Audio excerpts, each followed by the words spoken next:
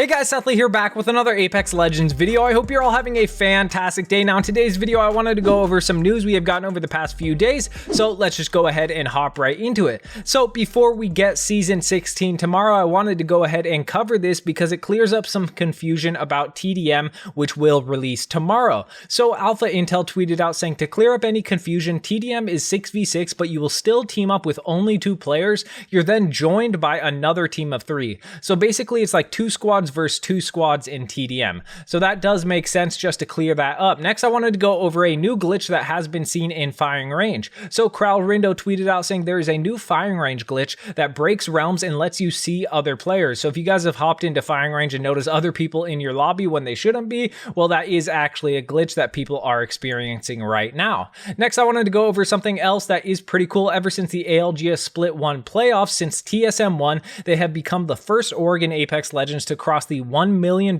threshold won prize money. So that is very cool. Over $1 million won. Definitely very impressive. Next, I wanted to go over something that Apex Legends tweeted out. They said, mark your calendars, it's time to party. We're celebrating Apex Legends' 4th anniversary with multiple weeks of nonstop action from birthday cake to bamboozles, beginning February 14th. And they start off with login rewards and drops. This was covered in the anniversary collection event blog post, but they also have a few other things here. So login rewards from February 14th to 21st, you get a crypto thematic pack as well as crypto. And then from the 21st to the 28th, you get an Ashe thematic pack and Ashe herself. Next, drops are starting. So you can score epic Twitch drops February 14th to 17th on any drop enabled streamer playing Apex Legends. Next, they say Cake Day. Keep an eye on our socials February 14th to 15th for your chance to grab a slice on us and celebrate another Apex Legends anniversary. Also, there are 4 days of giveaways. We're celebrating with 4 days of giveaways, including a Steam Deck for you and your official squad mate on the Apex official Twitter.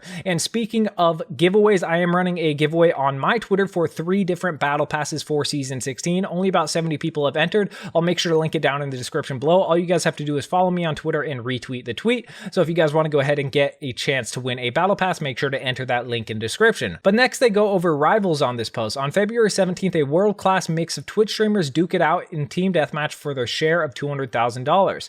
Next, they go over Bamboozle-a-thon. Unexpected twists, fan-chosen challenges, fun, drop into madness with Spicy, Cam, and your average consumer as Bamboozle-a-thon levels and unlevels the battlefield. Finally, they say the Mixtape Mixer. RSVP to the Ultimate Outlands Mixer with A-list streamers and curveballs thrown into every mixtape match. There's no better end to a party than this. So that is everything they covered, like all the rewards and giveaways and stuff they are doing for Season 16.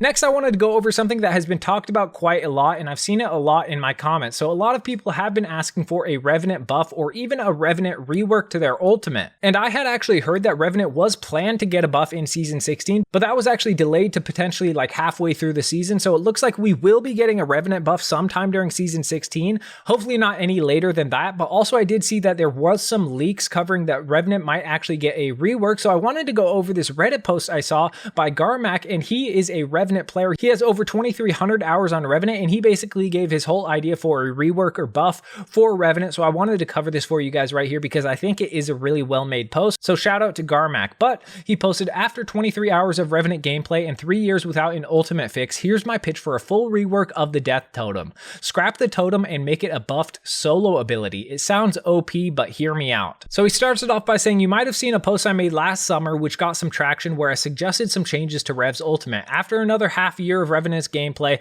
and another season without any changes to his ult, I've thought a lot about this character's mechanics and want to expand on my previous ideas because I don't think they went far enough. So he starts off by saying why the Death Totem can never be balanced. To start, the big issue with Revenant's ultimate is that it's impossible to balance. Again, I go over this more in my original post, but the gist is that death protection can easily become oppressive because of its mechanics. It gives you free health and it sends you back to the totem like a get out of jail free card. This isn't rewarding for anybody, even the team using it, since having 3 legends with free health is just inherently oppressive and annoying. The devs are forced to make the ability overly counterable. Not only does the totem announce itself with a loud sound and visual, but it can be destroyed easily, camped, or even used against you. As a Rev main, I try to use his ult as little as possible so I don't get myself and my team insta-killed. No amount of tweaking numbers can fix the fact that the totem is just fundamentally at odds with how Apex works as a game.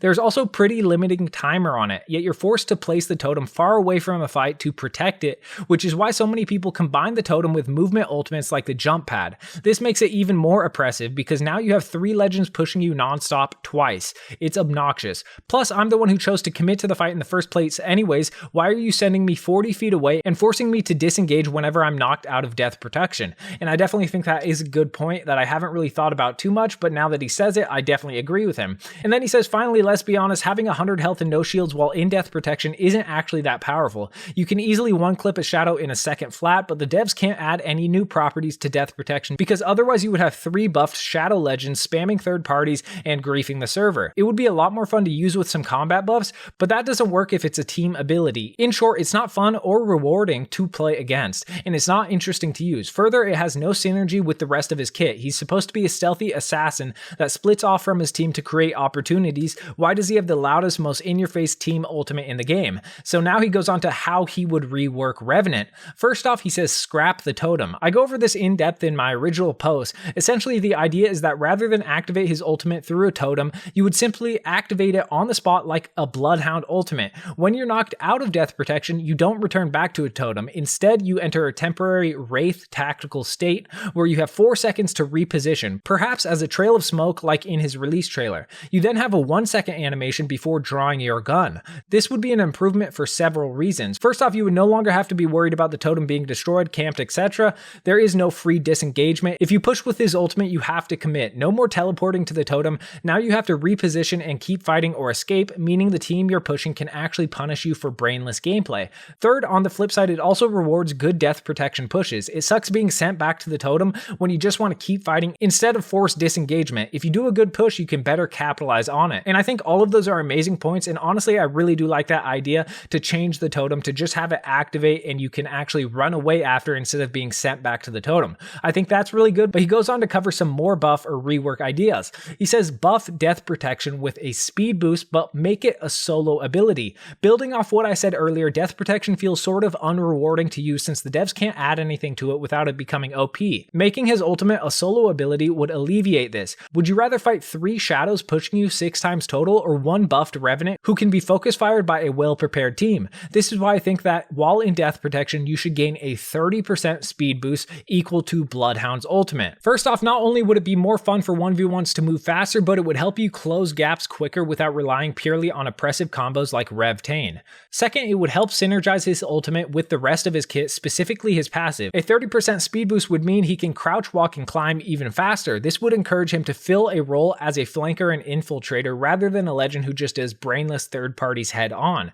Third, since we are getting a new class perk system, Revenant can still contribute to his team without giving death protection to his teammates, which is nice. And finally, he says give Revenant Fortified. This one might sound overboard, but honestly, given that Revenant's hitbox is on par with Caustic, I think this could really round him out. The devs have already said that they have considered this, but they thought they'd get backlash from the community. I really think it would be fine though. Not only is he a walking fridge, but he literally has a passive which encourages you to split off from your team for flanks and to start fights, putting him in a pretty high risk situation by himself.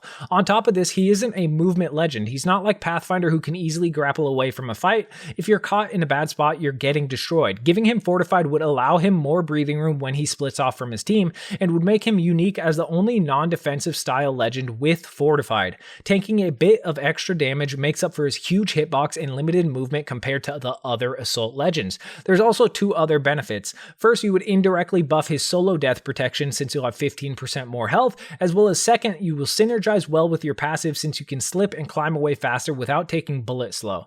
And then he goes on to say, that's my final suggestion for a Revenant buff. It would allow Revenant to really fill out his role as a strong flanker and infiltrator, allowing him to tank more damage and be more aggressive assault class legend. Death protection shouldn't be an annoying third-party grief ability. It should expand on the other things that make Revenant fun and unique, like his stealth mechanics. As it exists now, the totem is an ability that goes between being overly oppressive and annoying to being overly easy to counter and basically just a huge liability. It might just be the worst in the game right now. At least Lifeline's care package doesn't constantly kill your team and lose you games.